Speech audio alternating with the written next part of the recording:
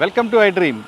ఇప్పటి వరకు అమరాబాద్ అడవుల అందాలు చూసాం, అడవుల్లో జంతువులు చూసాం, పులులతో పాటు అక్కడున్న మూగ జీవులను పూర్తిగా తిలకించాం.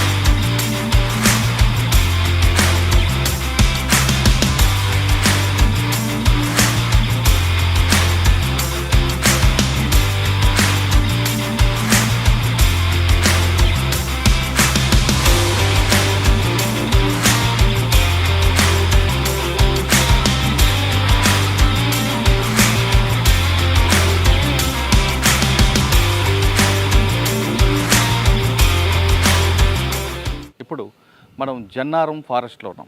జన్నారం దగ్గర కవ్వాల్ టైగర్ ఫారెస్ట్లో నిజంగా పులులు ఉన్నాయా, పులులతో పాటు ఇంకా ఇలాంటి జంతువులు ఉన్నాయి, ఇక్కడ పక్షులు వస్తాయి, ఈ అడవి అందాలు చూద్దాం.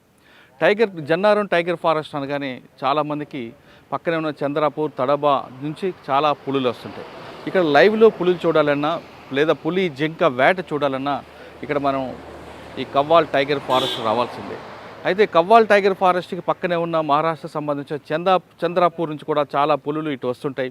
ఆ పులులు ఏ విధంగా ఉంటుంటాయి, కొన్ని పులులు రాకపోవడానికి ప్రధాన కారణం ఏంటి, అంతేకాకుండా ఇక్కడ కేవలం పులులే కాకుండా జంతువులు ఏ విధంగా ఉంటాయి, ఉదయం సమయంలో బర్డ్ వాక్ జరుగుతుంటుంది, ఆ బర్డ్ వాక్ ఏ విధంగా జరుగుతుంది, వీటన్నిటితో పాటు ఈ అడవులను కాపాడడానికి అటవీ శాఖ అధికారులు చేస్తున్న కృషి ఏ విధంగా ఉంది, అన్నిటికన్నా ఇంపార్టెంట్ తీసుకుంటే పోడు భూముల యొక్క వివాదం ఇక్కడే కుదిరిపోతుంది. కాబట్టి ఆ పోడు భూముల వ్యవహారంలో అటవీ శాఖ అధికారులు నిరంతరం వాళ్ళతో ఏ విధంగా పోరాటం చేస్తున్నారనే విషయాలు మనతో మాట్లాడడానికి ప్రస్తుతం డిఎఫ్ఓ గారు మాధవరావు గారు మనతో ఉన్నారు. ఆయన అడిగి ఈ టైగర్ ఫారెస్ట్ మనం ఈ ఫారెస్ట్లోకి వెళ్దాం. కవ్వాల్ టైగర్ ఫారెస్ట్లోకి వెళ్ళి అక్కడ ఎలాంటి యాక్టివిటీ జరుగుతున్నాయి, పోడు భూముల వ్యవహారంలో వాళ్ళు చేస్తున్న పని కృషి ఏ విధంగా ఉంది, అంతేకాకుండా ఈ అడవి సంపదని, ఈ ప్రకృతిని కాపాడడానికి అటవీ శాఖ అధికారులు చేస్తున్న కృషి ఏ విధంగా ఉంది, మాధవరావు గారితో పాటు వాళ్ళ టీం ఎలాంటి వర్క్ చేస్తుంది, ఇక్కడ ఉన్న పక్షులు కాపాడడానికి, ప్రకృతి కాపాడడానికి వాళ్ళు చేస్తున్న పని ఏ తీరులో ఉందన్న విషయాన్ని మాధవరావు గారిని తెలుసుకుందాం.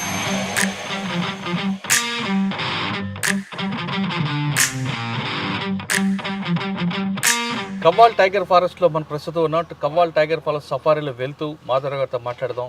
ఇక్కడ పులులు ఏ విధంగా వస్తున్నాయి, అంతేకాకుండా ప్రకృతిని కాపాడడానికి అటవీ శాఖ అధికారులు చేస్తున్న కృషి ఏ విధంగా విషయాన్ని మాధవరావు గారిని తెలుసుకుందాం. మాధవరావు గారు నమస్తే అండి. నమస్తే. మాధవరావు గారు, సాధారణంగా అమరాబాదే కాకుండా తెలంగాణలో కవ్వాల్ టైగర్ ఫారెస్ట్కి ఒక పెద్ద చరిత్ర ఉంది. మహారాష్ట్ర బోర్డర్లో ఉండడం, ఉమ్మడి ఆంధ్రప్రదేశ్లో ఉన్నప్పుడు దీనికి ప్రత్యేకమైన పేరుంది. అమరాబాద్ కన్నా దీనికి ఎక్కువగా ఉండేది, ఎందుకంటే గతంలో పక్కన చంద్రాపూర్ నుంచి, తడబా నుంచి దీనికి జాయింట్ అవ్వడంతో చాలా పులులు వస్తూ పోతుంది. అంతేకాకుండా అప్పట్లో నక్సల్స్ మూమెంట్ కూడా ఎక్కువగా ఉండడం, కొన్ని వివాదాలు అనేవి జరిగాయి. కానీ క్రమేపీ ఈ ప్రాంతం అంతా కూడా పూర్తిగా పర్యాటకులకి నిలయంగా మారుతుంది. ఒకప్పుడు ఒక 10 సంవత్సరాల క్రితం తీసుకుంటే ఈ ప్రాంతం అంతా నిర్మానుష్యంగా ఉండేది, ఒకప్పుడు నక్సల్స్కి అడ్డాగా ఉండేది, పులులు వస్తూ పోతుండేది. పర్యాటకులు రావడానికి చాలా ఇబ్బందిగా ఉన్న పరిస్థితి నుంచి ఇప్పుడు 2023 వచ్చేసరికి దీన్ని ఎలా డెవలప్మెంట్ చేసుకొచ్చారు. కేవలం వెబ్సైట్లో మాత్రమే లైవ్లో పులులు కనిపిస్తాయా, లేదు కవ్వాల్ టైగర్ ఫారెస్ట్కి వస్తే పులులతో పాటు ఇంక ఎలాంటి జంతువులు వస్తాయి, అదేవిధంగా పక్షులు ఏ విధంగా కనిపిస్తుంటాయి, ఇక్కడ ప్రకృతి ప్రేమికులు రావాలి అంటే వాళ్ళకి ఇక్కడ ఎలాంటి సదుపాయాలు ఉంటాయి, వాళ్ళకి ఉండి ఇక్కడ ఉన్న ఆ ప్రకృతిని ఆనందించాలంటే వాళ్ళకి అటవీ శాఖ అధికారులు కానీ టూరిస్ట్ డిపార్ట్మెంట్ ఎలాంటి సదుపాయాలు కల్పిస్తుంది, ఒకప్పుడు లాంటి లా అండ్ ఆర్డర్ ఇష్యూస్ ఉన్నాయని, వీటన్నిటితో పాటు పోడు భూముల వ్యవహారం అనేది ఆ వివాదం ఎక్కడి నుంచో పురుడు పోసుకుంది. పక్కన గోండీలు మహారాష్ట్ర నుంచి రావడం, వీళ్ళందరూ పోడు భూముల వ్యవహారం, ఆ వివాదాన్ని పరిష్కరించుకోవడానికి గతంలో ఇక్కడ చాలామంది అధికారులపై దాడులు చేయడం, ఈ టైగర్ ఫారెస్ట్ని కాపాడడానికి మీ డిపార్ట్మెంట్ చేస్తున్న కృషిని, ఈ పోడు భూముల వివాదంతో కొంత నిర్మాణం అవ్వడం, కొంత వివాదాలు అవ్వడం, ఇవన్నీ చాలా ప్రశ్నలు కనిపిస్తుంటాయండి కవ్వాల్ టైగర్ ఫారెస్ట్. ఈ ప్రశ్నలు చెప్పే ముందు సార్ మాధవరావు గారి కుటుంబ నేపథ్యం, మాధవరావు గారు ఫారెస్ట్ డిపార్ట్మెంట్ ఎందుకు రావాలనుకున్నారు, వచ్చిన తర్వాత మీరు వచ్చే టైంకి ఈ సిచ్యువేషన్ ఎలాగ ఉండేది, దాదాపు 23 సంవత్సరాల తర్వాత ఇప్పుడు పరిస్థితి ఏ విధంగా ఉంది, ముఖ్యంగా తెలంగాణ రాష్ట్రంలో కవ్వాల్ టైగర్ ఫారెస్ట్ని ఎక్కువ ఫారెస్ట్గా చేయడానికి కానీ, లేదు దీన్ని టూరిస్ట్ ప్లేస్గా చేయడానికి, అంటే చాలామంది తడబో వెళ్లకుండా ఇక్కడికే రావాలని మీరు చేస్తున్న కృషి, మీరు ఆన్సర్లో కావాలి. అన్నిటికన్నా ఇంపార్టెంట్ మీరు మీ బ్యాక్గ్రౌండ్, మీ ఫ్యామిలీ బ్యాక్గ్రౌండ్, మీరు ఫస్ట్ ఈ డిపార్ట్మెంట్ వచ్చినప్పుడు ఇప్పుడు ఉన్న డిఎఫ్గా రాకముందు ఎక్కడెక్కడ పనిచేసుకొచ్చారు, ఈ మీ సర్వీస్ మొత్తంలో మీకు బాగా గుర్తుండిపోయిన మెమరబుల్ కేసు నుంచి చెప్పండి. నమస్కారం అండి. అంటే నా నేటివ్ డిస్ట్రిక్ట్ వచ్చేసి ఖమ్మం జిల్లా. ఖమ్మం జిల్లాలో కామేపల్లి మండల్ ముచ్చర్ల గ్రామం. యాక్చువల్గా నేను ఒక రైతు కుటుంబం నుంచి రావడం జరిగింది. సో నేను నా 10th క్లాస్ వరకు నా ఎడ్యుకేషన్ అంతా కూడా మా స్వగ్రామం అయినటువంటి ముచ్చర్లోనే జరిగింది. ఆ తర్వాత ఇంటర్మీడియట్ కోసం అప్పుడు ఖమ్మం ఏఎస్ఆర్ కాలేజీలో ఇంటర్మీడియట్ కంప్లీట్ చేశాను. ఆ తర్వాత SR&BGNR చదువుకున్నప్పుడు మీకు అడవితో సంబంధాలు ఉన్నాయా? అంటే మాకు అడవి దగ్గర ఉండేది, మా ఊరికి దగ్గరలో ఒక చిన్న హిల్లాక్ ఉండేది. సో అప్పుడప్పుడు మేము అక్కడికి పోవడం, అంటే అది ఇప్పట్లో ఫారెస్ట్ కాదు, రిజర్వ్ ఫారెస్ట్ కాదు, కాకపోతే రెవెన్యూ ల్యాండ్, కాకపోతే ఒక చిన్న హిల్లాక్ లాగా ఉండేది. అక్కడ అప్పుడప్పుడు వెళ్ళేసి కొన్ని అగ్రికల్చర్ రిక్వైర్మెంట్స్ కానీ, లోకల్ రిక్వైర్మెంట్స్, అంటే డొమెస్టిక్ నీడ్స్ కోసం చిన్నవి స్మాల్వి కొన్ని మన వుడెన్ రిక్వైర్మెంట్ అప్పుడు తీసుకొచ్చేది. ఎందుకంటే అప్పుడు అది ఇట్స్ నాట్ ఎ బ్యాండ్, అప్పట్లో ఏం దీని మీద రిస్ట్రిక్షన్స్ లేవు, పైగా అది revenue area, it's not a forest area. So అట్లా కొంత ఫారెస్ట్ మీద అప్పట్లోనే కొంత అవగాహన ఉంది, కాకపోతే అప్పుడు దాని గురించి పెద్దగా మనకి డీటెయిల్గా ఏం తెలియదు. సో టీక్ అనేది అప్పట్లోనే చూశాను, చిన్న టీక్వి చిన్నవి తీసుకొచ్చేసి మన పొలాల్లో చీలల్లో వాటి గుడిచెలు వేసేది, అంటే మచాన్లు వేసి మనం నైట్ స్టే అక్కడ ఈ పిచ్చుకల గురించి కానీ లేక అడవి పందుల గురించి అలాంటి థ్రెట్ల నుంచి మనం కాపాడుకోవడానికి కొంత అలాంటి మచాన్లు వేసుకొని ఉండేది. సో అట్లా అప్పట్లోనే మనం టింబర్ అంటే ఫారెస్ట్ ప్రొడ్యూస్ని కొంత వాడుకోవడం, డొమెస్టిక్ పర్పస్లో, లోకల్ అగ్రికల్చర్ పర్పస్లో వాడడం జరిగింది. అయితే అప్పట్లో బ్యాక్గ్రౌండ్ దాని గురించి పెద్దగా అవగాహన అయితే లేదు. సో నేను ఇంటర్మీడియట్ ఇక్కడ ఖమ్మంలో కంప్లీట్ చేసిన తర్వాత డిగ్రీ కూడా SR&BGNR కాలేజీలోనే కంప్లీట్ చేయడం జరిగింది. ఆ తర్వాత పోస్ట్ గ్రాడ్యుయేషన్ కోసం ఉస్మానియా యూనివర్సిటీ హైదరాబాద్కి వచ్చాను. సో 89లో నేను ఉస్మానియా యూనివర్సిటీలో పోస్ట్ గ్రాడ్యుయేషన్కి రావడం జరిగింది. 89 to 91 వరకు మన MSc కంప్లీట్ చేశాను. So MSc almost one of the అంటే టాప్ ర్యాంకర్, అంటే గోల్డ్ మెడల్, ఒక కేటగిరీలో గోల్డ్ మెడల్ కూడా వచ్చింది. ఓకే. అక్కడ నుంచి నేను MSc కంప్లీట్ చేసిన తర్వాత BSc కూడా, ఎందుకంటే ఆ రోజుల్లో ఏంటంటే BSc చేస్తే ఖచ్చితంగా ఒక టీచర్ ఉద్యోగం వస్తుంది అనేది ఒక గ్యారంటీ ఉండేది. అంటే ఎంప్లాయ్మెంట్ ప్రాబ్లమ్స్ అవి ఇవి జనరల్గా మనకు అప్పట్లోనే చాలా ఎంప్లాయ్మెంట్ ఇష్యూస్ ఉండేది, గవర్నమెంట్ జాబ్స్ తప్ప వేరే జాబ్స్ లేవు. సో టీచర్ ఉద్యోగం అనేది అప్పట్లో one of the ensured job ఉండే, అందుకని BSc కూడా కంప్లీట్ చేశాను. నేను MSc అవ్వగానే ఫాలోడ్ బై BSc చేశాను. BSc చేస్తూ ఉన్నప్పుడే ఈ రేంజ్ ఆఫీసర్స్ పోస్టులు అనేవి మనకి అప్పుడు APPSC ద్వారా ఈ రిక్రూట్మెంట్ జరిగింది. సో అప్పుడు ఈ పోస్టులు పడ్డాయి కనుక సో ఒక అటెంప్ట్ చేద్దాం ఉద్యోగం, అంటే డిపార్ట్మెంట్ గురించి అవగాహన లేదు, అసలు నేచర్ ఆఫ్ జాబ్ ఎలా ఉంటుంది కూడా తెలియదు అప్పుడు. సో అంతకుముందు ఒక సంవత్సరం పడింది, ఈ తర్వాత సంవత్సరం వేరే కొంతమంది ఫ్రెండ్స్ రాశారు అంతకంటే ముందు. ఈ తర్వాత సంవత్సరం మేము చూద్దాం ఒకసారి ఇది ఎలా ఉంటుంది, ఒకసారి అప్పీర్ అవుదాం, సో ఉద్యోగం కావాలి కదా అన్న ఉద్దేశంతో 92లో అనుకుంటా, 92లో ఈ ఎగ్జామినేషన్ రాయడం, అంటే బీఈడీలో ఉన్నప్పుడు చదువుతున్నప్పుడు ఇది ఎగ్జామినేషన్ అటెండ్ అవ్వడం జరిగింది. అది ఫస్ట్ అటెంప్ట్లోనే అది మనకి ఇంటర్వ్యూకి వచ్చాము. సో ఇంటర్వ్యూలో కూడా సెలెక్ట్ అయ్యాము. అయితే అక్కడ వాకింగ్ టెస్ట్ కూడా ఉంటుంది. అక్కడ ఫస్ట్ మనము ఇంటర్వ్యూకి పోవాలి అంటే ముందు వాకింగ్ టెస్ట్లో పాస్ అవ్వాలి. సో 25 కిలోమీటర్లు 4 hours. సో దానిలో మనం పాస్ అయితే తప్ప మనం ఇంటర్వ్యూకి అటెండ్ అయ్యేటువంటి పరిస్థితి లేదు. అయితే అప్పుడు నెహ్రూ జులాజికల్ పార్క్లో ఈ ఎగ్జామ్ మన వాకింగ్ టెస్ట్ని కండక్ట్ చేశారు.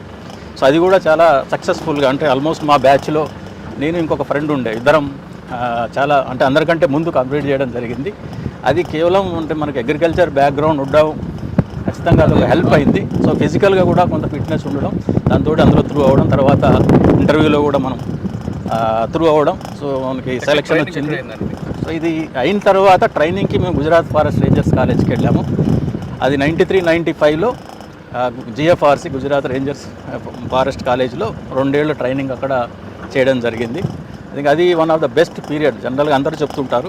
సో ట్రైనింగ్ పీరియడ్ అనేది one of the best period. అక్కడ మాకు వేరే రెస్పాన్సిబిలిటీస్ ఉండవు, but we have expose to all over the country. అన్ని ఫారెస్ట్లకి మనకి ఎక్స్పోజర్ ఉంటుంది కాబట్టి. సో ట్రైనింగ్ అయిన తర్వాత యాక్చువల్గా అప్పుడు యంగ్స్టర్స్ అందరికీ ఫీల్డ్లో జాబ్స్ ఇచ్చేది. So that was the tradition. And అప్పుడున్న హెడ్ ఆఫ్ ది డిపార్ట్మెంట్లు కూడా all youngsters placed at the in the field. But యాక్చువల్గా అప్పుడు ఏమైందంటే మేము అంటే complete field level complete training అయిపోయిన తర్వాత పోస్టింగ్ ఇచ్చే టైంకి సో వరల్డ్ బ్యాంక్ ప్రాజెక్ట్ ఒకటి నడుస్తూ ఉంది. అప్పుడు ఏపీ ఫారెస్ట్రీ ప్రాజెక్ట్ అనేది అప్పుడు ఇంట్రడ్యూస్ అయింది. యాక్చువల్గా అందులో ఒక మ్యాండేటరీ ఐటమ్ ఏంటంటే ఈ వరల్డ్ బ్యాంక్ ప్రాజెక్ట్ సంబంధించిన యాక్టివిటీస్ అన్నీ కూడా GIS రిమోట్ సెన్సింగ్ ద్వారా మానిటర్ చేయాలి అనేది. సో మానిటరింగ్ సిస్టమ్ అనేది డిపార్ట్మెంట్లో డెవలప్ చేయాలి అనేది one of the compulsory item పెట్టారు. టెక్నికల్గా ఇది ఉండాలి, దీన్ని డెవలప్ చేయాలి. మానిటరింగ్ చేయకపోతే కష్టం. అంటే చేసిన యాక్టివిటీస్ అన్నీ త్రూ టెక్నాలజీ. అప్పట్లోనే టెక్నాలజీని ఇంట్రడ్యూస్ చేయాలి అనేది 95లో ఐ థింక్ 96లో. సో అప్పుడే దీని మీద మన వరల్డ్ బ్యాంక్ వాళ్ళు ఇన్సిస్ట్ చేయడం జరిగింది. సో అప్పుడు వాళ్ళు they are looking for the young people. So అప్పుడు మా బ్యాచ్ నుంచి ఒక 3 సెలెక్ట్ చేసుకొని సో అక్కడ మన GIS సెంటర్లో పోస్టింగ్ ఇవ్వడం జరిగింది. సో అట్లా మేము అంటే ఫీల్డ్కి టెక్నాలజీలో ఫస్ట్ డిప్లాయ్ చేయడం జరిగింది. అయితే అప్పట్లో మాకు కూడా టెక్నాలజీ మీద కానీ కంప్యూటర్ల మీద కానీ పెద్దగా నాలెడ్జ్ ఏం లేదు. బట్ యంగ్ పీపుల్ ఉన్నారు, వీళ్ళు కొంత పికప్ చేసుకుంటారనే ఉద్దేశంతో సో ఆల్మోస్ట్ ఒక రకంగా చెప్పాలంటే నా రేంజ్ ఆఫీసర్ క్యాడర్ 16 సంవత్సరాలు నేను అదే ఫీల్డ్లో కంటిన్యూగా పనిచేశాను. సో అయితే అప్పుడు ఫస్ట్ ఇనిషియల్గా మాకు పోస్టింగ్ ఇచ్చిన కొద్ది రోజులకే ఒక ట్రైనింగ్ కోసం అప్పుడు అబ్రాడ్ కూడా పంపించారు. నేను 96 ఆగస్ట్లో సో ఫిన్లాండ్ వెళ్ళడం జరిగింది. ఆల్మోస్ట్ 12 వీక్స్ ఫిన్లాండ్లో మన ఈ టెక్నాలజీ మీద ట్రైనింగ్. ఎందుకంటే వాళ్ళు చాలా అడ్వాన్స్ ఉన్నారు, యూరోపియన్ కంట్రీస్ అంతా కూడా చాలా అడ్వాన్స్ ఉన్నారు. సో దాని మీద ఫీల్డ్ ట్రైనింగ్ తీసుకోవడం జరిగింది. అంటే టెక్నాలజీ విత్ ఫారెస్ట్, అంటే ఫారెస్ట్ మేనేజ్మెంట్లో టెక్నాలజీ రోల్ ఏంటి, GIS రోల్ ఏంటి, అంటే అక్కడ వాళ్ళ రిక్వైర్మెంట్ వేరే రకంగా ఉండేది. ఎందుకంటే there complete economy depends upon the forest ఫిన్లాండ్లో. సో ఎందుకంటే వాళ్ళకి క్రాప్ ఎన్యూమరేషన్ కానీ క్రాప్ హార్వెస్టింగ్ కానీ అది రెగ్యులర్గా వాళ్ళకి అవసరం. సో దాని మీద అక్కడ టెక్నాలజీ ప్లస్ ఫీల్డ్ కండిషన్స్ వాటన్నిటి మీద వాళ్ళు ఎవ్రీ ఇయర్ ఎంత ప్రొడక్షన్ వస్తుంది, ఎంత గ్రోత్ ఉంది క్యాలిక్యులేట్ చేసుకుని దాని ఎకానమీ దాని మీదనే రన్ అయ్యేది. కాబట్టి వాళ్ళు చాలా అంటే డెప్త్లో దాని టెక్నాలజీ వాడేది. సో దాన్ని మనం కొంత నేర్చుకోవాలనే ఉద్దేశంతో అక్కడికి పంపించడం జరిగింది. ఇప్పుడు నాతో పాటు ఇంకొక 2 ఆఫీసర్స్, అంటే ముగ్గురం ఒక టీమ్ ఆఫ్ ఆఫీసర్, ఒక ఐపీఎస్ ఆఫీసర్ ఉన్నాడు యంగ్స్టర్, ఆయన కూడా ఒక సీనియర్ ACF ఉండే ఉదయ్ శంకర్ అని, పైన అనూప్ సింగ్ అని, now is director FSI Anoop Singh గారు. సో అండ్ ఎప్పటికీ we have a close interaction with the technology మీద. ఆయన ఇప్పటికీ మాట్లాడుతూ ఉంటారు వాటి గురించి అప్డేట్స్ కానీ అవి ఏమైనా ఉంటే. సో ఆల్మోస్ట్ మేము 4 months ఈ ఫిన్లాండ్లో స్పెండ్ చేయడం జరిగింది. అక్కడనే ఇవన్నీ కొంత ఈ టెక్నాలజీ బేస్డ్ అప్లికేషన్స్ అన్నీ అక్కడ నుంచి మేము పికప్ చేసుకోవడం జరిగింది. ఆ తర్వాత ఇక లోకల్ రిక్వైర్మెంట్స్ని బట్టి ఇక్కడ లోకల్ ట్రైనింగ్ ఇక్కడ NRSCలో ట్రైనింగ్ చేసాము. 16 సంవత్సరాలు అదే ఫీల్డ్లో పనిచేశాము. యాక్చువల్గా నాకు రేంజ్ ఆఫీసర్ నుంచి ACF ప్రమోషన్ వచ్చినప్పుడు కూడా అంటే అప్పట్లో ఉన్నటువంటి ఆఫీసర్స్ ఏమనుకున్నారంటే అంటే ఇంత ఎక్స్పీరియన్స్ ఉన్న పర్సన్ ఇక్కడ నుంచి పోతే ఇక్కడ రీప్లేస్ చేసేవాళ్ళు ఉండరనే ఉద్దేశంతో ఈవెన్ ఆఫ్టర్ ప్రమోషన్ కూడా నాకు అక్కడే పోస్టింగ్ ఇవ్వడం జరిగింది. సో దాంతో ఏమైందంటే అంటే నాకు కూడా ఒక స్టేజ్ తర్వాత ఒకటే ఫీల్డ్లో కంటిన్యూస్గా ఇన్ని రోజులు పనిచేయడం అనేది కొంచెం అది సాచురేటెడ్గా అనిపించింది. అందుకే ఆ ఉద్దేశంతో నేను అప్పుడున్నటువంటి PCCFని రిక్వెస్ట్ చేశాను, సార్ నేను 16 సంవత్సరాలు ఆల్రెడీ ఈ ఫీల్డ్లో పనిచేశాను, నాకు ఫీల్డ్లో పనిచేసే అవకాశం ఇవ్వండి, నేను ఫీల్డ్లో పనిచేస్తా, టెక్నాలజీ ఫీల్డ్లో వాడితే ఎలా ఉంటుంది అనేది ఒకసారి అది కూడా ఇంప్లిమెంట్ చేస్తే బాగుంటుంది సార్. అంటే ఫీల్డ్లో పనిచేసే వాళ్ళకి టెక్నాలజీ మీద అవగాహన లేకపోవడం, సో మేము టెక్నాలజీలో ఇందులోనే ఉండి పనిచేస్తే ఏమి రిజల్ట్ కనిపించట్లేదు, I wanted to work in the field అని చెప్పి అప్పుడున్న PCCFని రిక్వెస్ట్ చేస్తే వాళ్ళు పాజిటివ్గా దీన్ని తీసుకొని అప్పుడున్న అవైలబుల్ పోస్టుల ప్రకారం మళ్ళీ హైదరాబాద్ హెడ్ క్వార్టర్లో ఇచ్చారు. అది ACF హైదరాబాద్ సెంట్రల్ పోస్ట్లో మనకి ఫస్ట్ అంటే GIS సెంటర్ నుంచి బయటకు రావడానికి అది ఒక ప్లాట్ఫామ్. సో అక్కడ నేను ఆల్మోస్ట్ 4.5 years పనిచేశాను. అక్కడ కూడా టెక్నాలజీ వాడాం. సో అక్కడ ఏంటంటే మనకి హైదరాబాద్లో బిగ్గెస్ట్ ప్రాబ్లమ్స్ ల్యాండ్ డిస్ప్యూట్స్. ఎందుకంటే మనకు హైదరాబాద్ చుట్టూ ఆల్మోస్ట్ 100 ఫారెస్ట్ బ్లాక్స్ ఉంటాయి. సో ఇవన్నీ కూడా డిఫరెంట్ నోటిఫికేషన్స్ ద్వారా అవి డిక్లేర్ చేయడం జరిగింది. వాటి డిఫరెంట్ మ్యాప్స్ ఉన్నాయి, రెవెన్యూ మ్యాప్స్ ఉంటాయి, ఫారెస్ట్ మ్యాప్స్ ఉంటాయి. వీటన్నిటిని కంబైన్ చేసి మనం ఒక సొల్యూషన్ తీసుకొని రావాలి. అంటే డిస్ప్యూట్స్కి we have to take all source మనం కన్సిడర్ చేయాలి. ఎందుకంటే మనం ఓన్లీ మన మ్యాప్ చూస్తే రెవెన్యూ మ్యాప్స్ వేరుంటాయి. సో దీంతో ఏంటంటే రెవెన్యూ బేస్డ్గా వాళ్ళు కోర్టుకు పోయే అవకాశం ఉంది. ఇట్లా చాలా కోర్టు కేసులు ఉన్నాయి, చాలా డిస్ప్యూట్లు ఉండేది. ఆ రోజుల్లోనే వీటన్నిటికీ సొల్యూషన్స్ టెక్నాలజీ బేస్డ్గా, సో జిఐఎస్ బ్యాక్గ్రౌండ్ తోటి చాలా వాటికి సొల్యూషన్స్ ఇవ్వడం జరిగింది. సో చాలా కేస్ స్టడీలు కూడా అప్పట్లో మనం అది రికార్డ్ చేయడం కూడా జరిగింది. అంటే ఎట్లా సార్ ఆ టైంలో మీకు బాగా గుర్తుండిపోయిన కేసు, ఎందుకంటే అప్పట్లోనే రాణి కొమ్మిదేవి గారు కూడా గ్రీన్ బెల్ట్ అంటే ఒకటి వేయడం అదొక వివాదం అయింది అప్పట్లో. ఇది కంప్లీట్ డిఫరెంట్ పిక్చర్. యాక్చువల్గా డిస్ప్యూట్స్ అన్నీ కూడా ప్రైవేట్ అండ్ ఫారెస్ట్కి సంబంధించినటువంటి డిస్ప్యూట్స్ ఇవి. ఎందుకంటే చాలా ఏరియాస్లో ఏంటంటే ల్యాండ్ వాల్యూ పెరగడంతో, ఇప్పుడు 2012-13లో నేను అక్కడ పనిచేసింది. సో అప్పటికే ల్యాండ్ వాల్యూస్ చాలా డబుల్ ది కాస్ట్, అంటే చాలా ఫాస్ట్గా ఇంక్రీజ్ అయ్యింది. పీరియడ్లో మీకు గవర్నమెంట్కి బెనిఫిట్ చేసే ఒక కేసు అండ్ స్టడీ అని చెప్పగలరా? అట్లా చాలా ఉన్నాయి మనకి. ఎందుకంటే ఇక్కడ ఈ మనకి రికార్డ్స్ సరిగ్గా లేకపోవడంతో ఏమవుతుందంటే చాలామంది ప్రైవేట్ పీపుల్ రకరకాల పట్టాలు వేరే కాగితాలు పట్టుకొచ్చేసి క్లెయిమ్ చేసేటువంటి సందర్భాలు చాలా ఉంటాయి. సో వాటన్నిటిని మనం ప్రివెంట్ చేయడానికి ఈ టెక్నాలజీ ఖచ్చితంగా హెల్ప్ అవుతుంది. ఎందుకంటే మనకు ప్రూఫ్ లేకుండా కోర్టులో ఎంతసేపు మనం చేస్తే వాళ్ళు only they will see that only statements ఉంటాయి. బట్ మ్యాప్ తోటి కనుక మనం ఖచ్చితంగా ప్రొజెక్ట్ చేయగలిగితే, కన్విన్స్ చేయగలిగితే కోర్టులో కూడా చాలా సందర్భాల్లో గెలిచినటువంటి సందర్భాలు ఉన్నాయి. అంటే ఈ మ్యాప్స్, గూగుల్ మ్యాప్స్ కానివ్వండి, సాటిలైట్ ఇమేజరీస్ కానివ్వండి, రెవెన్యూ మ్యాప్స్, ఇవన్నీ క్లబ్ చేసేసి use to get the solution. అంటే యాక్చువల్ బౌండరీ ఏంటి అనేది మనం ప్రజెంట్ చేయగలిగేది. సో మోస్ట్ ఇంపార్టెంట్ అంటే వికారాబాద్లో కూడా నేను కొద్ది రోజులు ఇన్ఛార్జ్ సబ్ డిఎఫ్ఓగా ఆల్మోస్ట్ 2 years పనిచేశాను. అక్కడ కూడా చాలా రకాల ఇప్పటికి కూడా ఉన్నాయి ల్యాండ్ డిస్ప్యూట్స్, చాలా ప్రాబ్లమ్స్, కొన్ని మైనింగ్స్ ఉన్నాయి. ఆ మైనింగ్స్ కూడా అక్కడ ఒక ఫారెస్ట్ ఏరియా గిరిగిట్పల్లి ఫారెస్ట్ బ్లాక్లో అక్కడ mining illegal mining in the sense అంటే దాని బౌండరీ ఎక్కడ ఏంటనేది తెలియదు ఎవరికి. సో అక్కడ మన రెవెన్యూ వాళ్ళకి ఎన్ఓసి ఇచ్చారు, వాళ్ళు దాని మీద లీజ్ తెచ్చుకోవడం జరిగింది. తర్వాత దీన్ని ఫారెస్ట్లో అని చెప్పి మనం ఫస్ట్ టైం ఐడెంటిఫై చేయడం జరిగింది. దాని మీద మళ్ళీ మనం దాన్ని ఆపటం, దాన్ని వాళ్ళు కోర్టుకు వెళ్ళడం, సో రకరకాల కారణాలతో. ఎందుకంటే కోర్టు ఏం చూస్తుంది, so they will see revenue వాళ్ళు ఇచ్చారు కదా. సో అంటే ఎవరైతే క్లైమ్ చేసే వాళ్ళు ఉన్నారో వాళ్ళు దే ఆర్ జెన్యూన్ క్లైమర్స్, వాళ్ళు ఎన్ఓసీ బట్టి వాళ్ళు చేసుకున్నారు కాబట్టి అప్లికెంట్ది ఏం ప్రాబ్లం లేదు.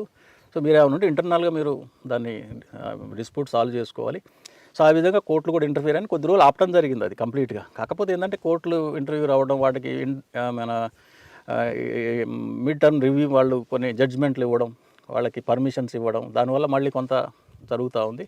సో ఇట్లాంటివి కొన్ని రెవెన్యూ మన ఫారెస్ట్ డిస్ప్యూట్లన్నీ చాలా ఐడెంటిఫై చేయడం, కోర్టుకు మనకు కొన్ని ఫేవర్గా మన జడ్జ్మెంట్ రావడానికి కూడా ఉపయోగపడుతుంది. అవి రెగ్యులర్గా ఇంకా నడుస్తూ ఉన్నాయి కొన్ని చోట్ల. కొన్ని ప్రివెంట్ చేయగలిగాం. అంటే మన ఈ బౌండరీ ఇక్కడ వరకు ఉంది కాబట్టి మీరు ఫర్దర్గా రావడం లేదు. కొన్ని ఎంక్రోచ్మెంట్లు మనం అంటే ఖాళీ చేయడం, కొన్ని ప్లాంటేషన్ చేయడం, వాటిని క్లియర్ బౌండరీ లేకపోవడం వల్ల కూడా ఎంక్రోచ్మెంట్ అయినాయి. అంటే కొన్ని చోట్ల ఏమవుతుందంటే ఎంక్రోచ్మెంట్ కంటే కూడా రెవెన్యూ వాళ్ళు ఏంటంటే వాళ్ళకి అసైన్మెంట్ చేస్తూ ఉంటారు. అంటే వాళ్ళకి రికార్డులో ఉంటుంది బట్ ల్యాండ్ చూపించరు. ఆ రికార్డులో పలానా సర్వే నెంబర్లో 100 ఎకరాలు ఉంది.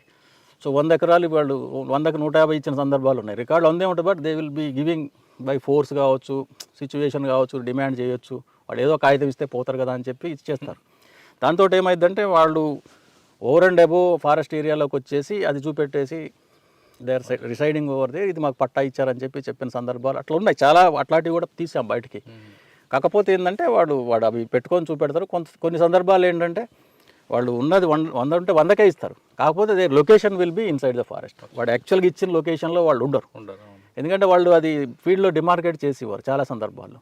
సో వీళ్ళు ఏంటంటే కంఫర్టబుల్ ప్లేస్లో వచ్చి ఈ పట్టా చూపెడతారు, వాడు ఫారెస్ట్లో ఉంటాడు. ఓకే, ఇట్లా చాలా రకాల డిస్ప్యూట్స్ ఉండేది. వీటన్నిటి మీద వాళ్ళకి మళ్ళీ అవగాహన కల్పించడం.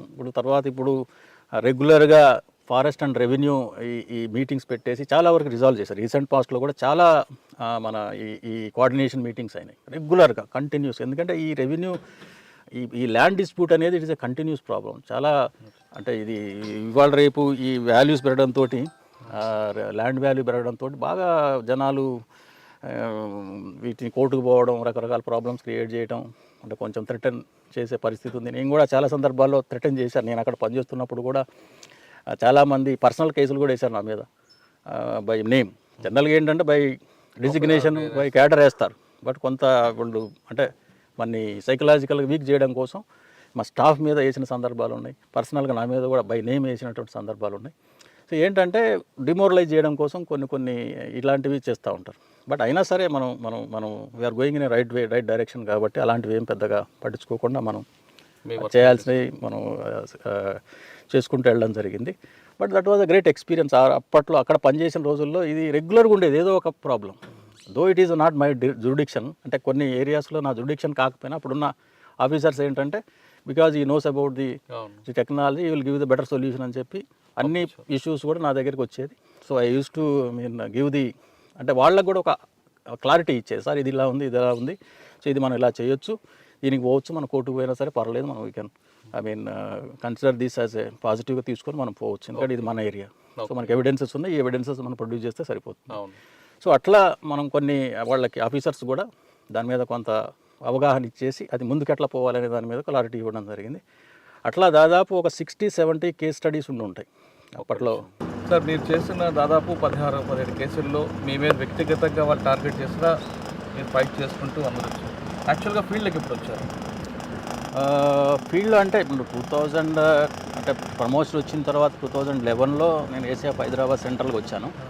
సో అక్కడ నా జూడిక్షన్ ఓన్లీ సిటీ జూడిక్షన్ ఉండేది. సో అప్పట్లో హైదరాబాద్ జిల్లా అంతా డిఎఫ్ హైదరాబాద్ చూసుకునేది. ఆయన జూడిక్షన్లో ఉండేటువంటి ఇష్యూస్ అన్నీ కూడా అప్పుడు మాకు ఇవన్నీ చూడమని చెప్పి ఇచ్చేది. ఎందుకంటే అప్పుడు ఈ ప్రాబ్లమ్స్ అన్నీ కూడా మిగతా ఏరియాస్లో ఉండేది ఎక్కువ. ఎందుకంటే సరౌండింగ్ హైదరాబాద్ చుట్టుపక్కల మీ ఇప్పుడున్న ఓవరాల్ చుట్టూ కూడా మ్యాక్సిమం ఫారెస్ట్ ఏరియాస్ ఉన్నాయి. సో వాటిలోనే ఎక్కువ ప్రాబ్లమ్స్ ఉండేది. చాలామంది క్లెయిమ్ చేసేది కోర్టులో కేసులు ఉన్నాయి. ఇప్పుడు గుర్రంగూడ బ్లాక్ అని చెప్పి ఆల్మోస్ట్ 120 ఎకరాలు, అది మేబీ 200-300 crores వర్త్.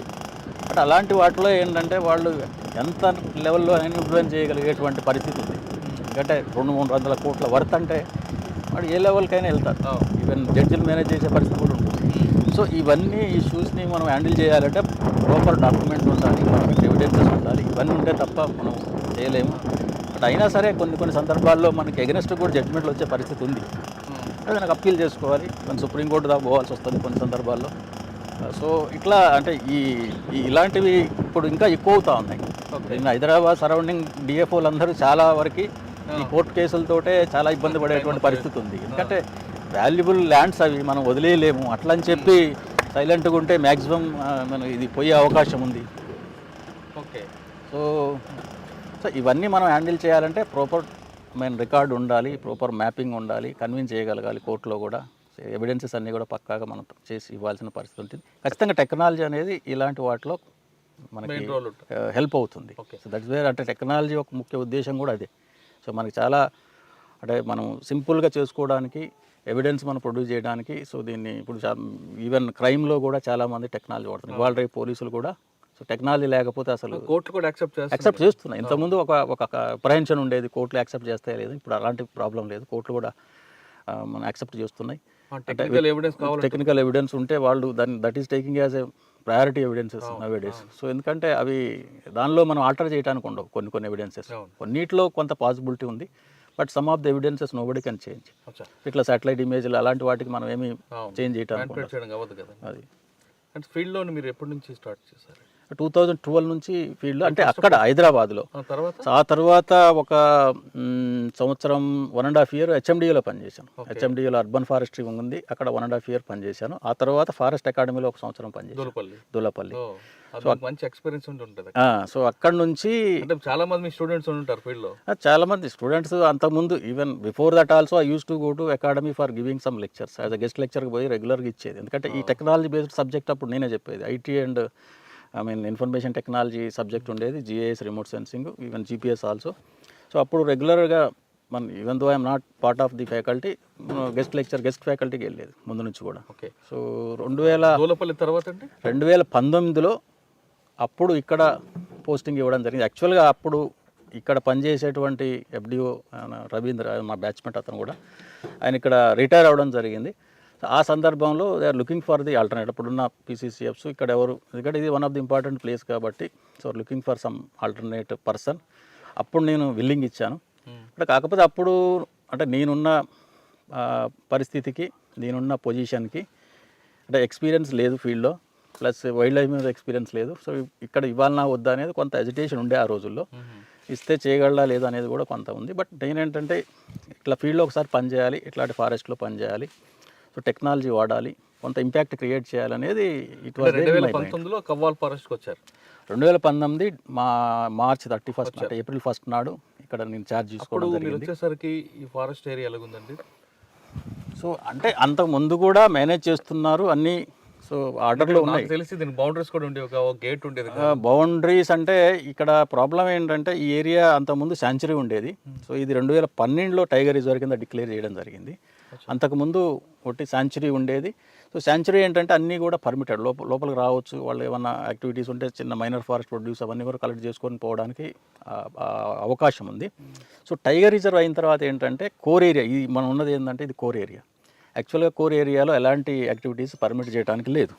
బట్ ఇక్కడ ఏమైందంటే అంటే అంతకుముందు ఉండే అలవాటు ఏదైతే ఉందో జనాలు అదే అలవాటుతోటి లోపలికి రావడం, మొత్తం తిరగడం, అన్ని రకాల డిస్టర్బెన్స్ ఉండేది. అంటే టైగర్ రిజర్వ్ కోర్ ఏరియాలో కూడా it is highly disturbed with the biotic pressure. అంటే క్యాటిల్ మూవ్మెంట్ ఉండేది, పబ్లిక్ వచ్చేది, అన్ని దారులు ఓపెన్ ఉండేది. There are several entry points. ఈ లోపలికి రావడానికి చాలా ఎంట్రీ పాయింట్స్ ఉన్నాయి. రకరకాల ప్లేసెస్ నుంచి లోపలికి పోయేది, షార్ట్ కట్ రూట్స్లో పోయేది, లోపలికి పోయేది, వాళ్ళకి ఇష్టం వచ్చిన తెచ్చుకోవడం. అంటే ఒక డిసిప్లిన్ కానీ ఒక సిస్టమ్ కానీ ఇక్కడ ఏం లేదు. పబ్లిక్ అంటే ఫ్రీగా లోపలికి పోవడానికి వాళ్ళు అంటే అలవాటు ఉండేది కాబట్టి అదే ప్రకారం పోతూ ఉన్నారు. ఈ స్టాఫ్ కూడా దాని మీద పెద్ద రిస్ట్రిక్షన్ పెట్టలేదు. ఏమన్నదంటే వాళ్ళు రెగ్యులర్ పోతారు సార్, అది మామూలుగా ముందు నుంచి ఉంది, ఇది అలవాటే అనే ఒక ధోరణితోటి ఉండేది. వాళ్ళు ఎప్పుడు కూడా ప్రివెంట్ చేసే ప్రయత్నం కూడా చేయలేదు. సో ప్రివెంట్ చేస్తే మళ్ళీ కొంత రెసిస్టెన్స్ స్టార్ట్ అవుతుంది. ఇవన్నీ ఎందుకు లేని చెప్పి వాళ్ళు మామూలుగా సైలెంట్గా ఉన్నారు. తర్వాత స్లోగా వీటిని క్లోజ్ చేయడం స్టార్ట్ చేసిన తర్వాత కొంత రెసిస్టెన్స్ ఉంది. ఎందుకంటే వాళ్ళు ఫ్రీగా పోయేదానికి మనం ఒకసారి మనం బంద్ చేయడం అనేది కొంత ఇబ్బంది కలిగించే అంశమే, దానిలో డౌట్ ఏం, వాళ్ళ తప్పేం కాదు. ఎందుకంటే ఎవరైనా సరే రెగ్యులర్గా వాడుకునేదాన్ని సడన్గా బంద్ చేస్తే కొంత రెసిస్టెన్స్ వస్తుంది. ఎందుకు ఏంటి అనేది తర్వాత ఆలోచిస్తాం. సో మేము కూడా ప్రివెంట్ చేయడం మొదలుపెట్టిన తర్వాత కొంత ఇబ్బంది, అంటే పర్టికులర్గా అంటే మనుషులు రావడం ఈజీగా మనం కంట్రోల్ చేయలేం, కానీ క్యాటిల్ని కంట్రోల్ చేయడం అనేది చాలా ఇబ్బందిగా మారింది. ఎందుకంటే క్యాటిల్ అనేది ఒకసారి లోపలికి వస్తే అక్కడ ఏం రాదు, గడ్డి కూడా మొలవదు, మొత్తం కూడా డిస్టర్బ్ అవుతుంది. సో అందువల్ల ఏంటంటే ఈ క్యాటిల్ మన మూమెంట్ తోటి చాలా వరకు హ్యాబిటాట్ అంతా కూడా డిస్టర్బ్ అయింది, డ్యామేజ్ అయింది. సో దాన్ని మనం రిస్టోర్ చేయాలి. రిస్టోర్ చేయాలి అంటే ఫస్ట్ మనం క్యాటిల్ని రిస్ట్రిక్ట్ చేయాలి. At the same time we have to see the interest of the people also. It is not that మనకి ఏదో పశువులకు లోపల రావద్దు అంటున్నారు, మరి పశువులకి గడ్డి ఎక్కడ? అదే చెప్తున్నాను. ఇప్పుడు మనము పశువులకు లోపలికి రావద్దు అన్నప్పుడు వాటికి కావాల్సిన ఆల్టర్నేటివ్ కూడా చూపించాలి. ఎందుకంటే మనం కోర్ ఏరియా కాబట్టి నేను రానియను, నీ ఇష్టం ఎక్కడికో పో అని చెప్పి అంటానికి లేదు. ఎందుకంటే we have to look at the interest of the people also. అంటే ఇక్కడ ఏమవుతుందంటే ఇక్కడ ఉండే ఒక 2-3 వేల పశువులకి మొత్తం ఏరియాని వాళ్ళు వాడేస్తున్నారు, అవసరం లేదంట. ఇక్కడ వాళ్ళకు ఉండే క్యాటిల్ పాపులేషన్ అంతా వాడికి ఎంత ఏరియా సరిపోతుంది. ఎందుకంటే అంతకుముందు ఎవరు చెప్పలేదు కాబట్టి మొత్తం ఏరియాని వాడేసుకున్నారు. నేనేం చెప్పానంటే మీకు ప్రతి విలేజ్కి కొంత ఏరియాని మనం కేటాయించడం జరిగింది. అంటే మనకి డిస్టర్బ్ కాకుండా ఏదైతే సెగ్మెంట్స్ ఫ్రాగ్మెంటేషన్ ఏరియాస్ ఉన్నాయో అవన్నిటిని వాళ్ళకి అలాట్ చేయటం, వాటి మ్యాప్ ద్వారా చూపెట్టడం, డిమార్కేట్ చేయడం, వాళ్ళందరికీ దాని మీద లోకల్ సర్పంచ్లు వాళ్ళందరికీ కూడా అవగాహన కల్పించడం, ఇవన్నీ చేశాం. అయితే ఇనిషియల్గా కొంత రెసిస్టెన్స్ ఉంటుంది న్యాచురల్గా. ఎందుకంటే వాళ్ళు మొత్తం వాడుకునేది మనం ఒకసారి తగ్గియాలి అన్నప్పుడు కొంత ఇబ్బంది ఉంటుంది. సో దాని మీద చాలా రకాలుగా ధర్నాలు చేయడం, కొన్ని ఇబ్బందులు పెట్టడం ఇవన్నీ జరిగినాయి. ఈవెన్ పొలిటికల్గా కూడా కొంత ప్రెజర్స్ వచ్చినాయి. మేము కన్విన్స్ చేసాం. ఎందుకంటే ఇది టైగర్ రిజర్వ్, కోర్ ఏరియా, మనం వైల్డ్ లైఫ్ కూడా ఉండాలి, మనమే కాదు అవి కూడా బతకాలి, వాటికి కూడా మనం కొంత స్పేస్ ఇవ్వాలి, అవి కూడా డెవలప్ అవ్వాలని చెప్పి కొంత కన్విన్స్ చేయడం జరిగింది. సో ఒక 1.5-2 ఇయర్స్లో వాళ్ళు కొంత సైకిల్లో మెంటల్గా కూడా కొంత ప్రిపేర్ అయ్యారు. ఫస్ట్లో ఏంటంటే ఇది మాది, ఎవరు ఎట్లా వస్తారు అనే దాని మీద ఉన్నారు.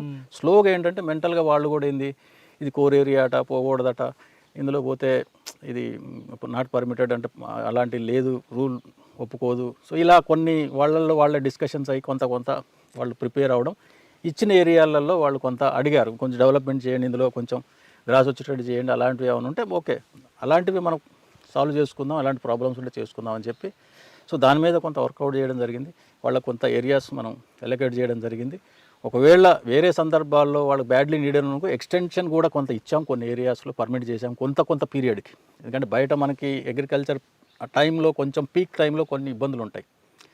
సో మిగతా టైంలో ఏంటంటే ఇక్కడ కంటే బయటనే గ్రాస్ దొరుకుతుంది వాటి. అవును. సో ఎందుకంటే ఒకసారి ప్యాడీ హార్వెస్ట్ చేసిన తర్వాత వాళ్ళు లోపలికి రారు చాలా రోజుల దాకా. పర్టికులర్గా ప్యాడీ స్టాండింగ్ క్రాప్ ఉన్నప్పుడు, అంటే ఇది ఏరియా అంతా కూడా ఎక్కువ ప్యాడీ ఉంటుంది, ఆ పీక్ టైం వాళ్ళు కొంచెం ఇబ్బంది పడతారు. ఆ టైంలో కొంత ఎక్స్టెండ్ చేయడం అనేది కొన్ని ప్లేసెస్లో ఇవ్వడం జరిగింది. తర్వాత మళ్ళీ ఆ టైం తర్వాత మళ్ళీ దాన్ని మినిమైజ్ చేయడం.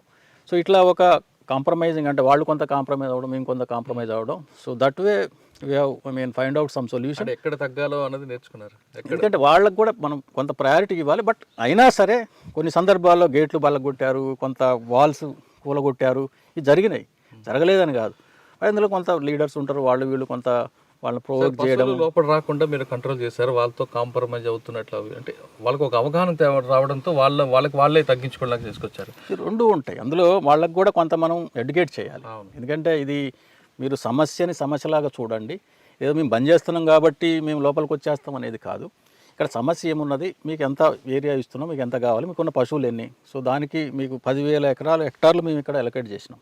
ఉన్న ఒక 15-20 విలేజెస్ ఉంటాయి ఇక్కడ, అంటే పర్టికులర్గా కోర్ ఏరియాకి, మనకి border to the core area. So 15-20 విలేజెస్కి దాదాపు 10,000 హెక్టార్లు ఇచ్చాం. అంటే ఇది reasonably good amount of area, తక్కువేం కాదు. కాకపోతే ఏంటంటే వాళ్ళకి మొత్తం ఏరియా యూజ్ వాడుకునేది, వాళ్ళు క్యాటిల్ లోపలికి వదిలేసి వాళ్ళు ఫ్రీగా ఉండేది. అట్లాంటిది ఇప్పుడు ఏంటంటే వాడు క్యాటిల్తో పాటే ఉండాల్సి వస్తుంది. ఎందుకంటే ఎక్కడన్నా అడ్జసెంట్ అగ్రికల్చర్ ల్యాండ్స్ ఉంటే అందులోకి వెళ్ళిపోతాయి. సో ఆ ప్రాబ్లం ఉంది. అందుకని వాళ్ళు ఏంటంటే మీ మొత్తం ఏరియా కావాలి అనే దాని మీద ఎక్కువ స్ట్రెస్ చేసేది.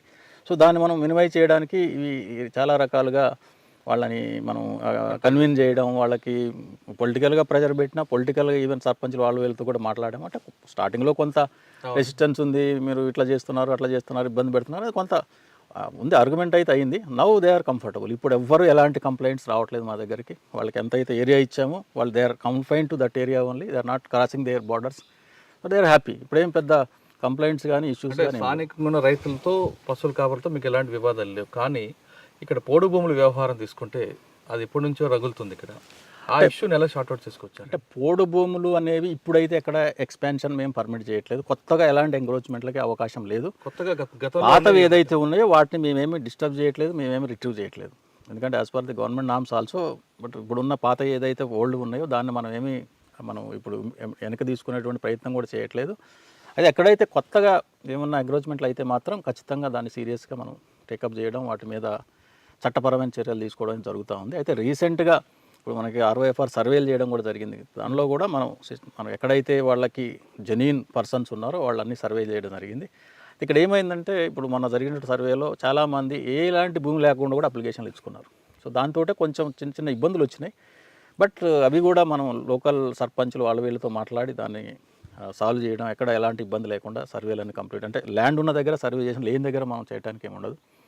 సో లేని దగ్గర అది యాజ్ పర్ యాక్చువల్ రిపోర్ట్ ఏదైతే మన గ్రౌండ్ రియాలిటీ ఉందో దాని ప్రకారం మనం రిపోర్ట్ చేయడం జరిగింది.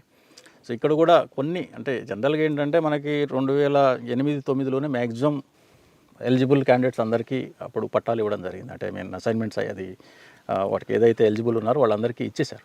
సో ఏదైనా 1 స్పిల్ ఓవర్ ఉంటే అవి ఇప్పుడు మనం ఇందులో కన్సిడర్ చేయడం జరిగింది. ఆల్రెడీ మనకు దానికి సంబంధించిన full details report SDLC level meeting కూడా కంప్లీట్ చేసి మనం పంపించాం. ఛత్తీస్గఢ్లో గుత్తుకోయిల్లాగా మీకు పక్కన బోర్డర్ మహారాష్ట్ర నుంచి గోండీలు కూడా ఎక్కువగా చొరబడుతుంటారు, వాళ్ళతో కూడా ఎక్కువ ఇబ్బందులు ఉన్నాయనేది వాస్తవం అంటారు. అంటే గుత్తికోయల్లాగా ఇక్కడ అంత ఫెరోషియస్ కాదు. వీళ్ళు గోండ్స్ ఉంటారు కానీ they are all true tribals. వాళ్ళు అంత పెద్ద అంటే మనకు లోకల్లో కూడా ఉన్నారు గోండ్స్ అనేవాళ్ళు. మనకు ఆదిలాబాద్ జిల్లాలో కొంతమంది నుంచి ఇక్కడ ఉన్నటువంటి తెగ నాయకపోడ్స్ ఉన్నారు. సో ఇక్కడ మనకు ఉన్నటువంటి ట్రైబ్స్ ఎవరైతే ఉన్నారో అంత ఫెరోషియస్ ఏం కాదు. వాళ్ళు కొంత చెప్తే వింటారు. వాళ్ళు మనం ఏదైతే సజెషన్స్ కానీ ఏమైనా ఉంటే it is mutual understanding. So వాళ్ళు ఏమి శత్రువులాగా మనం చూడకూడదు. అట్లని చెప్పి ఏమన్నా వాళ్ళు ఇట్లాంటి స్మగ్లింగ్ కానీ అలాంటివి ఏమైనా ఉంటే కూడా సో వాటి మీద మనం చట్ట ప్రకారం చర్యలు తీసుకోవడం జరుగుతుంది. వాళ్ళకి కాకపోతే రెగ్యులర్గా వాళ్ళకి మన కౌన్సిలింగ్ కానీ లేకుంటే అవేర్నెస్లు కానీ ఇవన్నీ రెగ్యులర్గా మనం కండక్ట్ చేస్తూ ఉండదు. మన లోకల్ పీపుల్ తోటి, లోకల్ సర్పంచులు, వాళ్ళ పెద్ద మనుషులు ఉంటారు, వాళ్ళ ఆ తెగలకు సంబంధించిన హెడ్స్ ఉంటారు. సో వాళ్ళతోటి ఎక్కువ వాళ్ళు చెప్తే వింటారు.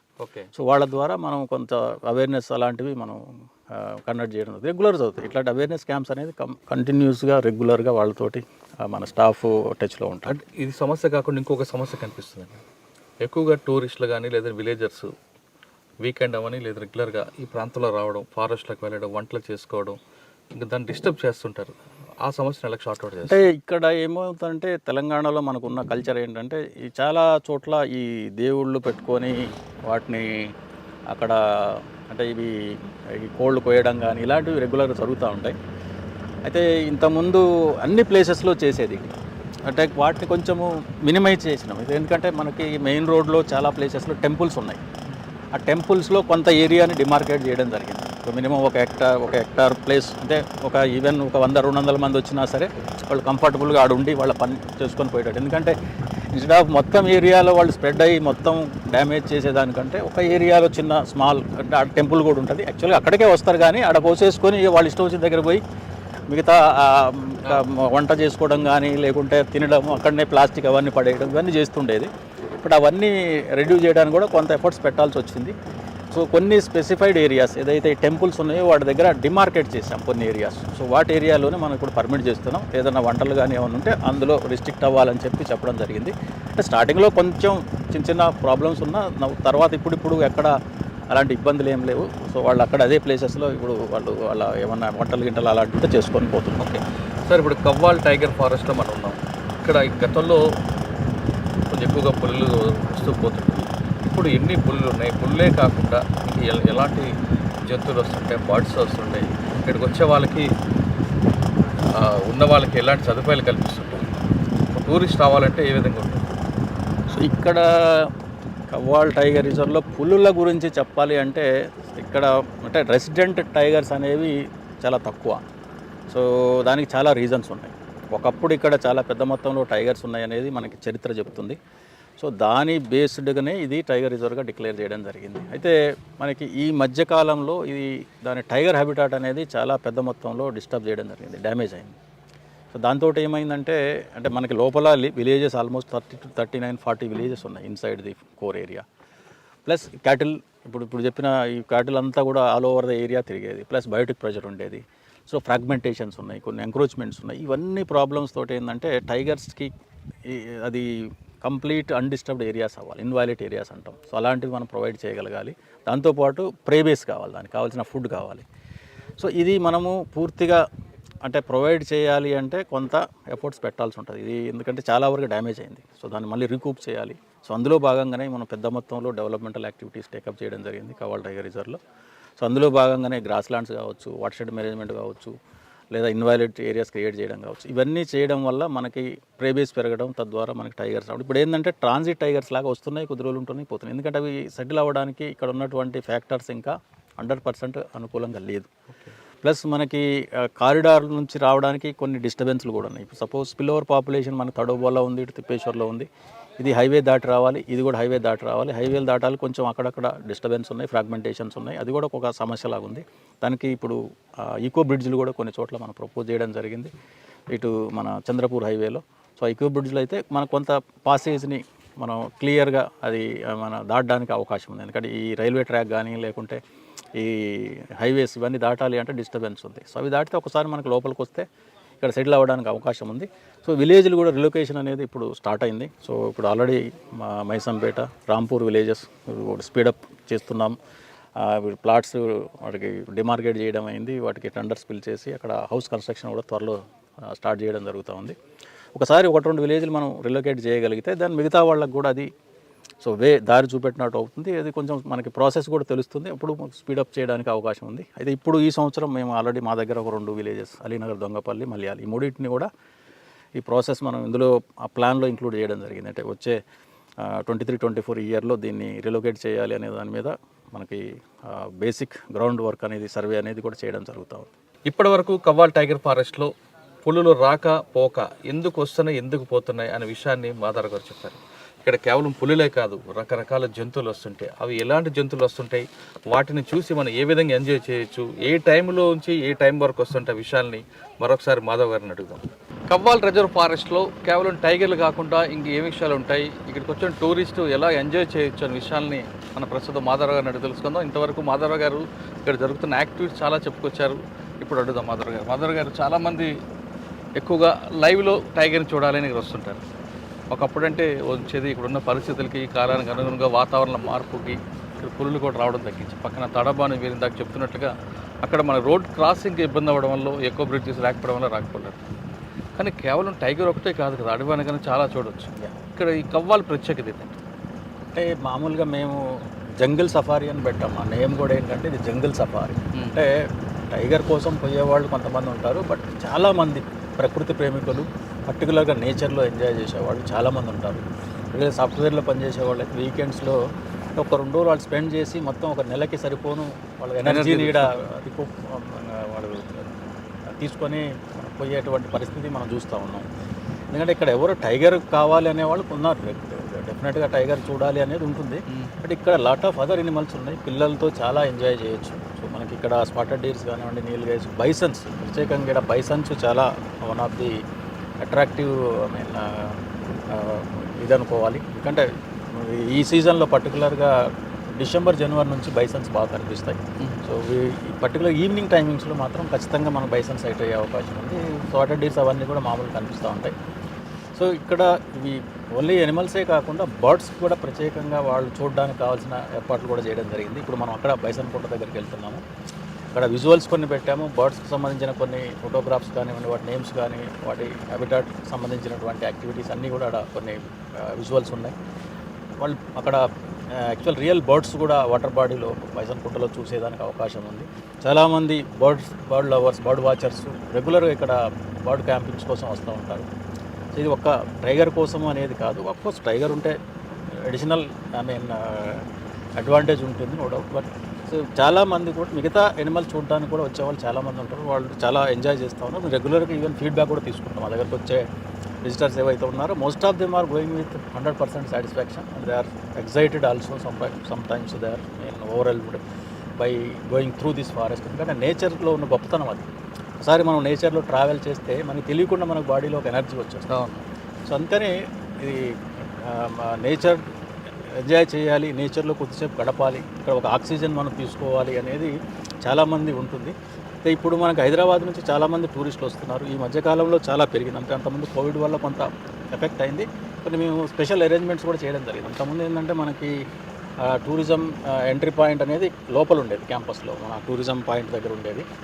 అక్కడ లోపలికి వచ్చి పోవడం అనేది కొంచెం ఇబ్బందిగా ఉండే. ఇప్పుడు మెయిన్ రోడ్ మీదనే మనం అక్కడ కావాల్సినట్టు అరేంజ్మెంట్ చేసాం, అక్కడే వెహికల్స్ అందుబాటులో ఉంచాం.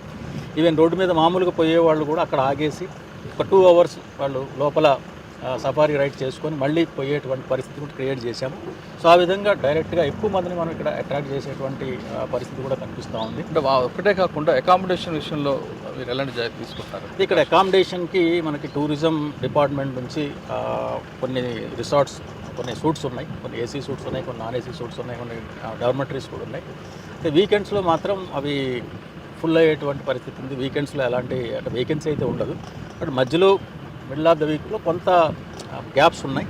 సో మనం టార్గెట్ చేసేది కూడా వీకెండ్సే. సో అట్లాగే డిపార్ట్మెంట్ తరపు నుంచి కూడా కొంత కొన్ని ఫెసిలిటీస్ క్రియేట్ చేయాలి. అంటే అకామిడేషన్ పాయింట్ ఆఫ్ వ్యూలో కొన్ని కాటేజెస్ కానివ్వండి, కొన్ని రెంటెడ్ అకామిడేషన్స్ కానివ్వండి, వాటన్నిటి మీద ఇప్పుడు ఆల్రెడీ మేము కొంత ప్లాన్ తయారు చేస్తున్నాం. Maybe another couple of months.